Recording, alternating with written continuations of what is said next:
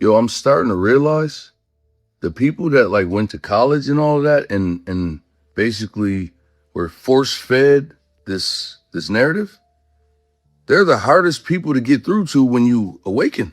It's like whatever they were taught, it makes them stuck in the low vibration. So when you're in the higher vibration speaking to them, they're like, you're crazy. And it's like nothing you say, no matter how many supporting details, no matter how many footnotes, no matter how many more screenshots, and they don't care. You will not shatter their reality. They are stuck in the matrix. And that's what I'm realizing. Oh, they want a bunch of fools with degrees running around so that the darkness has the freedom to operate. But everybody with this degree in their head, they think, I'm so smart, nothing can touch me. Whole time they being used. They don't even know they operating through life in the darkness. Oh man, it's pathetic. Yes, this brother's absolutely right. And there's two scriptures that come to mind when I hear this. And we've been talking about this on the platform for some time, but Proverbs chapter 1, verse 7, it says, the fear of the Lord is the beginning of knowledge, but fools despise wisdom and instruction. The other one that comes to mind is Proverbs 23:9, and it says, do not speak in the hearing of a fool, for he will despise the wisdom of your words. And the crazy thing is that when you talk to these indoctrinated individuals, because all college does, or all college is the finishing touches of the indoctrination that you've been through, that you've been subjected to since about kindergarten, and they actually want to start you earlier. That's why places like up in New York, they got, free childcare and this, that, and the third, because they want to get your kids as early as possible. I'm telling you right now, get your kids out these public schools as quickly as you can. It's time to start and look into some homeschool cohorts, so forth and so on. We got a lot to get into. Hit the like button, share the video. Let's keep going. Y'all, I'm a truck driver, right? Let me tell you the effects of Donald Trump. This company called me begging me to work for them because they couldn't find drivers anymore. Why couldn't they find drivers? Because Donald Trump instituted that you must speak English in order to hold a CDL. That means people who are natural born Americans, people who have been here for centuries, who built the country, now we get opportunities that all these foreigners would get. Say what you want to about Trump. I'm not saying he's not racist, but what he's doing positively affects me. Now the jobs that were going to illegal immigrants, that they were working for pennies on the dollar, now it goes to a natural born, full-blooded American. Now I'm gonna sit here and say this: president's not racist. But when you see the policies that are being implemented, actually helping not just Black Americans, but all Americans across the country. The trucking industry has been just overrun by people that don't speak English, illegal immigrants. We've talked about the stories, right? We've talked about the amount of people that have CDLs that can't read the signs because they can't read English, don't speak English. We've talked about it. So when this brother can come out and say, I'm not saying that Trump is not racist, that's just to appease the folks that would probably come and get on his head for appreciating the fact that the president has decided to do something that is going to positively affect everybody. The trucking industry is on its way back for Americans, and I'm 100% with it. She got exposed for being longtime Trump and MAGA supporter. It first started when someone saw that she had reposted a conspiracy video claiming that Michelle Obama was a man that voted in 1994. That repost feature on Instagram. It's since been unreposted, but it's still on the conspiracy page. People also noticed that she was following MAGA influencers. Y'all can pause to see the name, as well as following multiple Republican-leaning accounts and Republicans like Tommy Loren, Donald Trump Jr., Terrence K. Williams, and News. All right, before I let this bonnet bandit continue, I just needed to highlight that.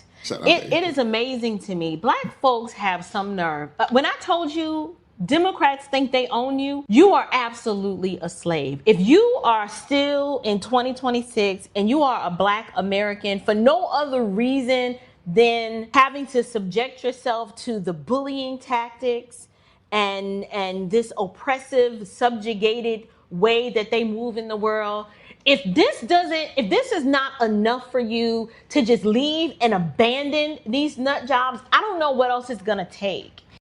That's why the brother in the previous clip said what he said, because he was afraid to be attacked by people like the Bonnet Bandit here. That's why he said that. I just wanted to put that out there, and that's why this clip is next. Because first of all, I wish somebody would be sweating me so hard that they go to see who is it that I am following on social media, as if who I follow is now a crime that requires you to come for me. Chili is a whole grown woman. But see, this is what Black Democrats do. I told you, this is literally, if you are a Democrat today, it is literally the iPhone version of the plantation system from back in the day. This is how they function. Mob rule. They are literally, they're no different than the KKK was. They will bully you, harass you, do all kinds of oppressive tactics until they get your compliance and your complete loyalty and obedience. There is no way I would even want to be associated with a group of people who think like this. I agree with her 1000%. I don't want to be associated. I am not associated with people who think like that. Family or not, I won't be around that at all. I won't be around people that are so stuck on the Democrat plantation that they can't listen to reason. Again, it goes back to what I was saying earlier, Proverbs 23:9. Do not speak in the hearing of a fool, for he will despise the wisdom of your words. Some of these people are so lost and they're just cooked that you can't get through for them. So you just got to come out from among them. Simple as that. Like I said the other day, hey, I slid the black card across the table. Y'all can have it, man. I'm picking up the guard of Christ. You know what I'm saying? If you are a follower of Christ, that means that you are my brother or sister. Simple as that. Doesn't matter how much or how little melanin you have. These people are crazy. They are. But I want y'all to hear this excerpt from an interview that Samuel L. Jackson did. For those of you guys know, he was in Django. He played Steven. I want you to hear what he has to say, because a lot of Black Democrats, especially your boule crowd, this is who they are. This is who they are, and this is what they get paid to do. Check this out. Stephen is the freest slave in the history of cinema. He has all the powers of the master and literally is the master during the times when Calvin is off Mandingo fighting. He makes the plantation run. Everybody on that plantation knows him. Everybody on the plantation fears him.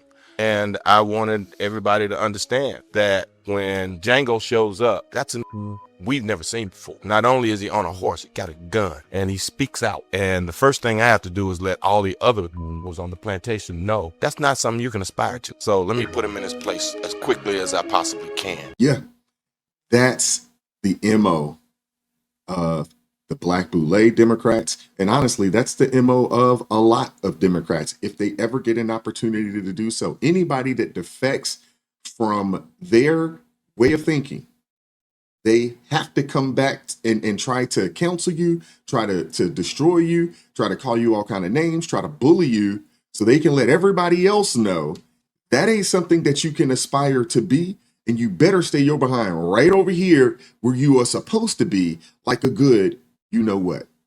Let's keep going. People who walk away from you and denigrate you because they disagree with a position, they were never there to begin with. I can't tell you how many friends I've lost over what they perceive my political views to be. And it's heartbreaking. And it's heartbreaking, but they don't realize you did me a favor. I didn't know that our friendship was that fragile that you would turn against me and denigrate me like that just because you think we disagree on a particular issue. Get out my life. I don't want to see you or talk to you ever again.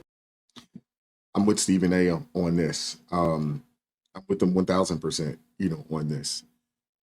I can personally say that, my family, they know exactly where I stand. And I have been able to, have some real conversations and start to sway, especially my siblings. I'm the oldest, so they listen to Big Brother.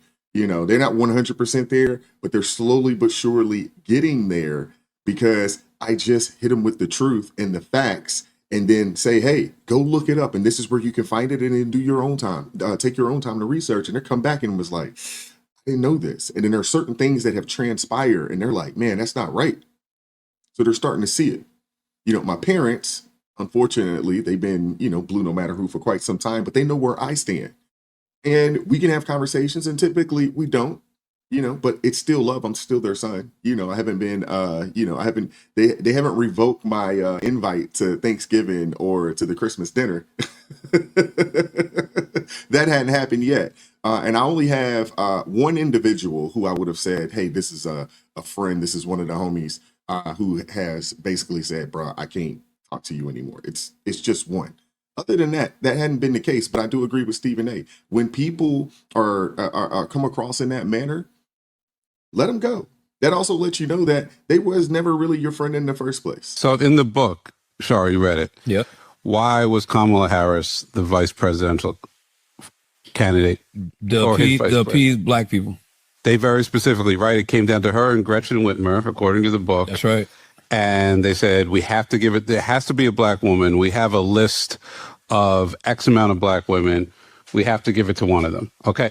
What retard chooses a president like that? What that's how you choose a president?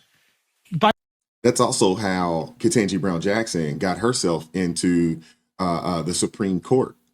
And you look at her, if you just looked at her resume for face value, she's actually, I guess a fairly qualified individual when you look at it face value. But when you read her dissents, when you read, the judgments that she's made, very questionable, especially when it comes to maps and things that, have to do with inappropriate contact, communication, and dealings with children.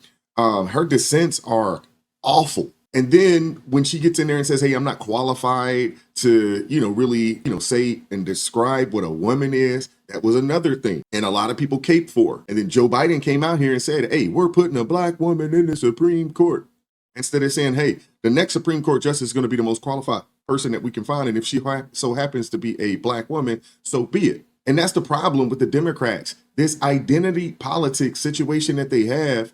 If they just came out and said, hey, Kamala Harris is, hey, she's qualified. She's been in the Senate. She's, held this position, that position, and she's going to be the VP. But when you had black folks, black women, especially those that are part of the Boule crowd, and other Democrats coming out there saying that, hey, Biden, your VP better be a black woman. That one makes everybody say, man, side eye. You know what I'm saying? And then they turn around and say, oh, we're not going to do a primary because if she doesn't win, it's going to look bad. So we're just going to make sure that she gets installed to be the next nominee for the Democrat Party when all of these people get out there and say, oh, a threat to democracy, when they are a threat to democracy within their own primaries and within their own party. Side eye once again. Just color, you go, hey, we got to have a color. What about the person's ideas? What about what they stand for? We had Bernie on the podcast, and it was so refreshing to hear a politician actually go like, the Democratic Party is all about this identity politics. They're like, I'm gay, I'm the best person in the world. I'm black, I'm the best person in the world. He goes, who cares what you are? What do you stand for? Within that context, they like Kamala the most. They thought she was more experienced. They liked her work as a prosecutor. She had forged relationships with Biden, and he respected her on a prosecutor. Anyway. But she had a lot of cons that they talked about. And they talked about. But my point, it is, how insulting it is to black people to go, hey, if we just throw any black person out there, we'll win their vote. Well, that's how so that's what I'm trying to figure out here. What's more insulting? It's very insulting. But unfortunately, there are a lot of black folks that feel like, oh, if this is a black person, especially if they're a Democrat, they're going to get their vote regardless of, what their policies are, what their agenda is. It doesn't matter. You know what I'm saying? Because we do have a plethora of low information voters out there that just say, hey, black, okay, check the box. Even if that individual would be the worst thing for them and the country.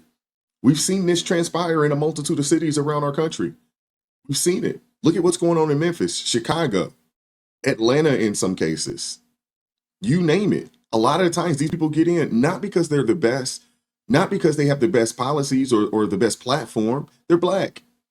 It's really, really stupid. But unfortunately, there are people that have fallen for that a multitude of times. I'd give anything to be on that debate stage against them Democrats. Oh, I'd give anything. And everybody says, why not the GOP? Well, to me, no matter what fault I find with the GOP, because the African American community hasn't necessarily supported the GOP for all of these decades.